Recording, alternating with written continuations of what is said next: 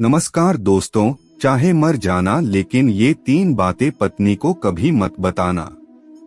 दोस्तों, आज के वीडियो बहुत ही खास होने वाला है क्योंकि इस वीडियो में मैं बात करूंगा कि चाहे मर जाना लेकिन ये 3 बातें अपनी पत्नी को कभी मत बताना, नहीं तो आप भी हो जाएंगे कंगाल। अगर आप भी जानना चाहते हैं कि वे 3 बातें कौन सी है तो इस वीडियो को लास्ट तक जरूर देखें। अगर आप वीडियो को स्किप करते हैं तो आप भी कंगाल के श्रेणी में रहेंगे। इससे जानने से पहले अगर आप इस चैनल पर नए हैं तो इस चैनल सत्य वचन 10 मिलियन को लाइक और सब्सक्राइब जरूर करें और अपने दोस्तों को शेयर भी करें। तो ज्यादा समय बर्बाद ना करते हुए इस प्रस्तुति को शुरुआत करते हैं।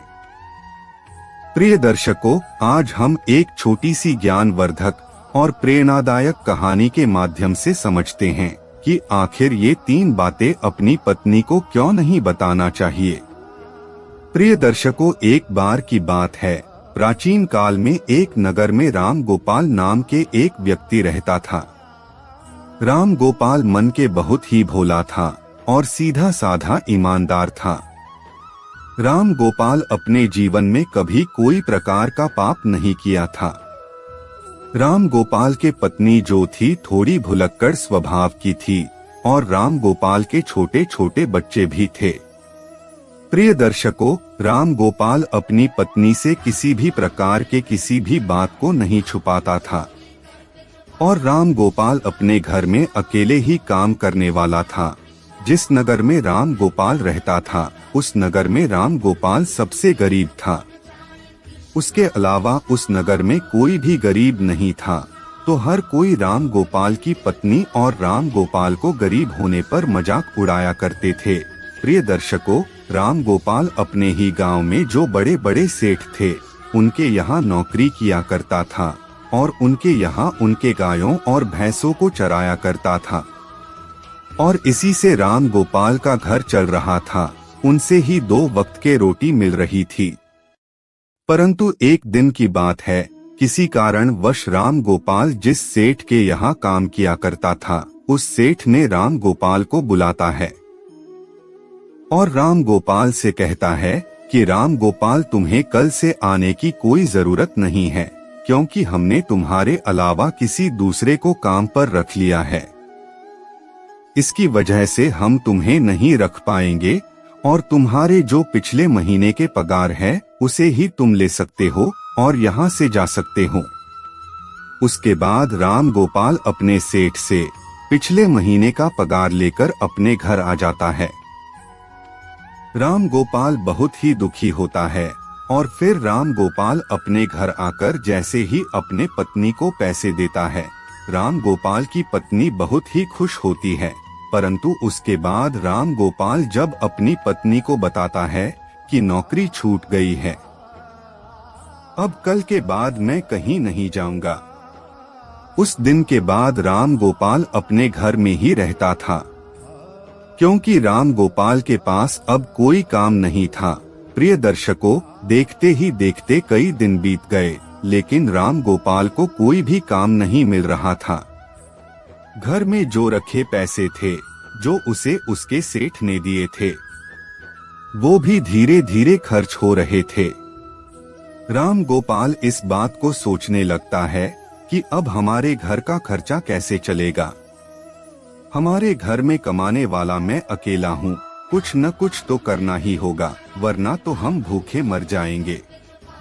दोस्तों, इस प्रकार देखते ही देखते कई दिन बीत गए।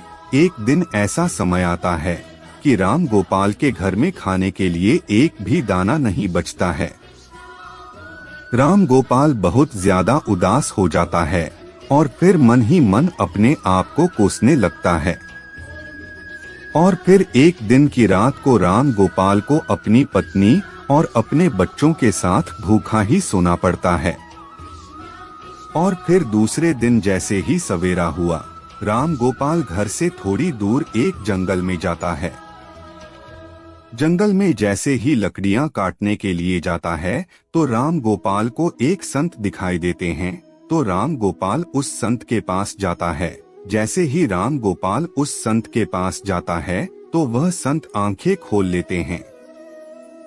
राम गोपाल उस विद्वान संत को प्रणाम करता है और प्रणाम करने के बाद उस संत के पैरों में गिर जाता है और कहता है, हे गुरुदेव महाराज, मेरे घर में खाने के लिए कुछ दाना पानी नहीं है, मेरे बीबी बच्चे भूखे मर रहे हैं।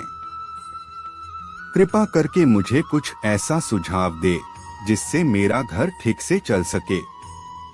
प्रिय दर्शकों, इस प्रकार विनती करने के बाद वह संत राम गोपाल की ओर देखता है और वह संत राम गोपाल को देखकर यह पाता है कि वह बहुत ही सीधा है।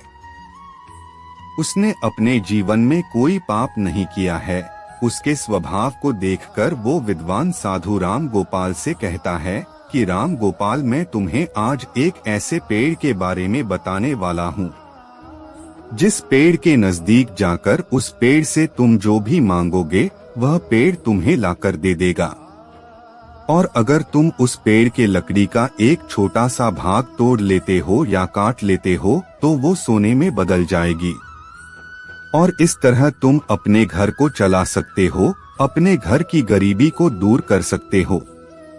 प्रिय दर्शकों, संत राम गोपाल को यह बात भी कहते हैं कि अगर तुम इस बात को किसी आदमी या किसी औरत को बताया तो उस दिन के बाद से वह पेड़ तुम्हें कुछ नहीं देगा और सब कुछ देना बंद कर देगा। प्रिय दर्शकों, राम गोपाल तो सीधा साधा था। राम गोपाल उस संत के द्वारा बताए गए उस पेड़ के नजदीक जाता है।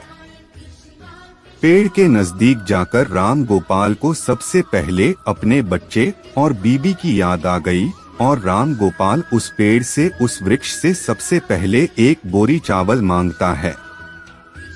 जैसे ही राम गोपाल वृक्ष से एक बोरी चावल मांगता है, झट से ना जाने कहां से एक बोरी चावल आ जाता है। राम गोपाल एक बोरी चावल को लेकर चला जाता है और घर जाकर अपने बच्चे और बीबी को चावल खिलाता है और सब लोग भर पेट भोजन करते हैं। उस दिन राम गोपाल ने अपनी पत्नी को यह नहीं बताया था कि मैं चावल कहां से लाया हूं। लेकिन फिर जैसे ही राम गोपाल उस पेड़ के पास जाता है और उस पेड़ से राम गोपाल सोने के 5 मुद्राएं मांग लेता है। जैसे ही राम गोपाल मांगता है, पेड़ झट से मुद्राएं दे देता है और राम गोपाल 5 सोने के सिक्के पाकर बहुत खुश हो जाता है और अपने घर आ जाता है। घर आकर राम गोपाल अपनी पत्नी को सोने के 5 सिक्का देता है। तब राम गोपाल की पत्नी बहुत खुश होती है और उसके बाद राम गोपाल अपनी पत्नी को सारी बात बता देता है, क्योंकि जैसे ही राम गोपाल की पत्नी ने राम गोपाल के हाथ में सोने के 5 सिक्के देखी तो वह राम गोपाल से पूछने लगी कि आखिर तुम यह कहां से लाए हो। तो राम गोपाल अपनी पत्नी को सारी बातें बता देता है। प्रिय दर्शकों, राम गोपाल अपनी पत्नी से कुछ नहीं छुपाता था, क्योंकि उसको पता था कि उसकी पत्नी एक नंबर के भुलक्कड़ है। वे सारी बातें अपने पड़ोसियों को बता देती है।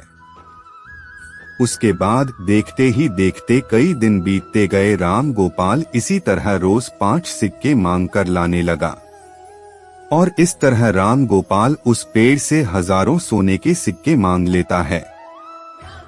और एक दिन राम गोपाल ने उस पेड़ से एक बोरी सोने के सिक्के मांगकर बैलगाड़ी से घर ले जाता है। प्रिय दर्शकों, राम गोपाल ने उस संत से आशीर्वाद पाकर और उस पेड़ से सोने के सिक्के पाकर एक दिन सबसे बड़ा धनवान बन गया और राम गोपाल के पास बहुत सारा धन हो गया। राम गोपाल ने उस सेठ से भी बड़ा धनवान बन गया जहां पहले वह नौकरी करता था। राम गोपाल और उसकी पत्नी वहां सबसे ज्यादा अमीर बन गए। प्रिय दर्शकों, वहां के सभी लोग राम गोपाल को देखकर दंग रह गए और सोचने लगे कि यह भुलक्कड़ राम गोपाल इतना धनवान कैसे बन गया। दोस्तों, अगर राम गोपाल से कोई पूछता कि आखिर तुम इतना धनवान कैसे हो रहे हो, तो राम गोपाल किसी को भी सच नहीं बताता था क्योंकि राम गोपाल से विद्वान साधु ने किसी को बताने से मना किया था। परंतु गांव वाले राम गोपाल को छोड़कर राम गोपाल के पत्नी से पूछने लगे। तो दोस्तों, आपको पहले से ही पता है कि राम गोपाल की पत्नी भुलक्कड़ स्वभाव की है।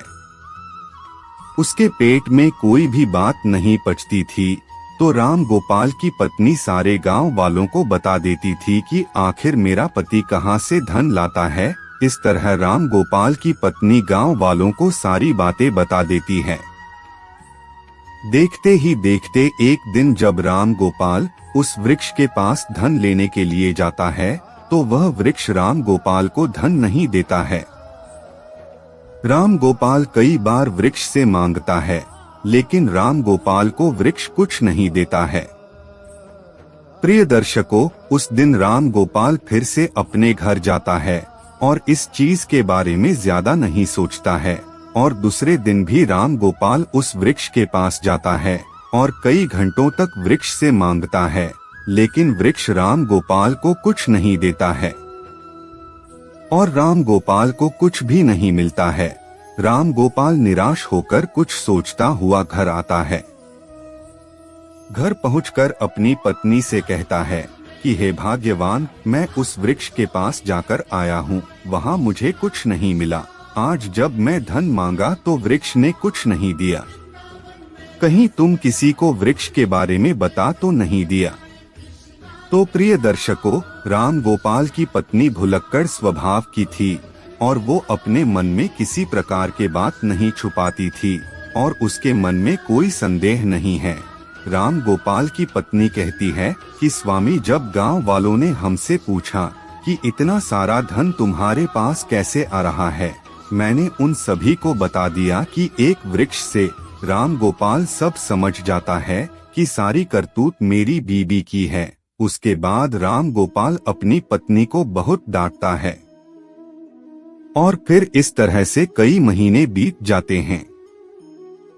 राम गोपाल के पास जो धन था धीरे धीरे खर्च होता जाता है और देखते ही देखते राम गोपाल फिर से अमीर से गरीब होने लगता है और फिर से राम गोपाल की स्थिति वही हो जाती है कि राम गोपाल के घर में खाने के लिए एक दाना भी नहीं बचता है। प्रिय दर्शकों, एक दिन फिर से राम गोपाल, उसकी पत्नी और बच्चे भूखे सोते हैं। राम गोपाल अपनी पत्नी को कोसने लगता है और कहता है कि भुलक्कड़, ये सब तुम्हारी वजह से हो रहा है। अगर मैं तुम्हें नहीं बताता तो आज ये दिन देखना नहीं पड़ता। इस प्रकार राम गोपाल अपनी पत्नी से कहता है, अब पछताए होत क्या, जब चिड़िया चुग गई खेत। अर्थात अब पश्चाताप करने से कुछ नहीं होने वाला है। और राम गोपाल उस संत को ढूंढने के लिए फिर से जंगल में जाता है, लेकिन राम गोपाल को वह संत, वह विद्वान पूरे जंगल में नहीं मिलता है। कई दिनों तक ढूंढते ढूंढते राम गोपाल को वह संत एक दिन मिल ही जाते हैं। संत को देखते ही राम गोपाल उनके चरणों में गिरकर रोने गिड़गिड़ाने लगता है और कहता है कि हे गुरुदेव, आखिर मुझसे ऐसी कौन सी भूल हो गई है जिसकी वजह से आप मुझसे रूठ गए हैं। आप ही मेरे दाता हैं और आप ही मेरे विधाता हैं। तो हे विधाता, मेरी भूल को माफ करें, क्योंकि मेरी एक भूल के कारण मेरे बच्चे भूखे सो रहे हैं। इसलिए हे भगवान, मेरी सहायता करें। प्रिय दर्शकों, वह विद्वान संत राम गोपाल से कहता है कि राम गोपाल, अगर ऐसी बात है तो मैं तुम्हें माफ करता हूँ और मैं तुम्हें आज एक बात बताने वाला हूँ।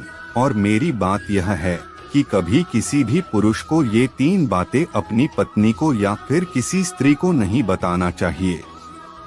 जो पुरुष ये 3 बातें अपनी पत्नी को बताता है, वह पुरुष जीवन में कभी भी दुखी ही रहता है और सदा के लिए जीवन में गरीब रहता है। प्रिय दर्शकों, उसके बाद विद्वान संत कहते हैं कि राम गोपाल, अगर तुम इन 3 बातों को आज से अमल कर लोगे तो फिर से तुम्हारे अच्छे दिन आ जाएंगे और फिर से तुम अमीर बन जाओगे जिस तरह तुम पहले थे।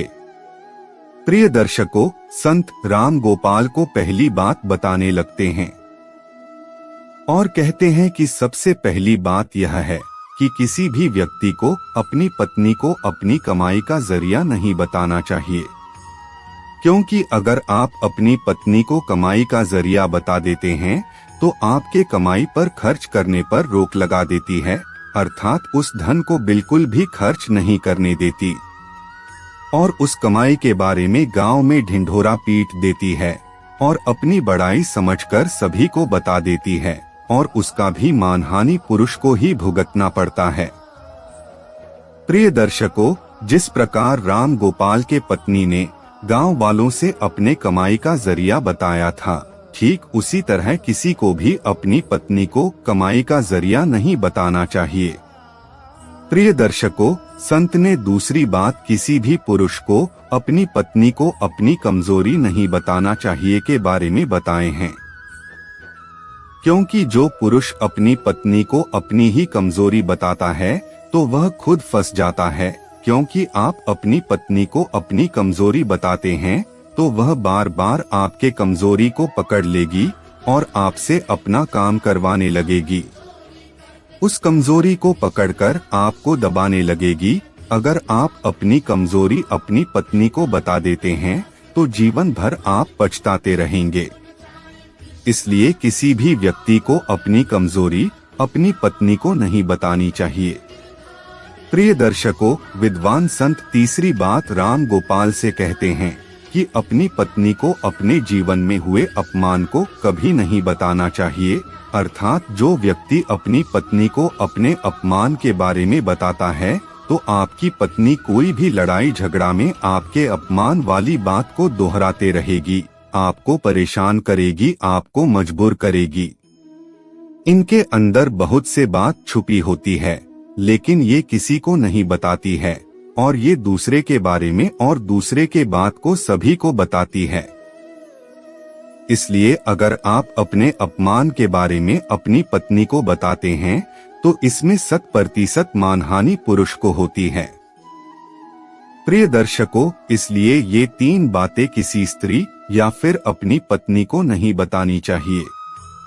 इस तरह संत ने राम गोपाल को यह 3 बातें बताई और फिर राम गोपाल उस संत के बात मानकर घर चला गया और ये 3 बातों पर ध्यान पूर्वक अमल करने लगा और ये 3 बातें अपनी पत्नी को नहीं बताई और देखते ही देखते राम गोपाल फिर से गरीब से अमीर बन गया।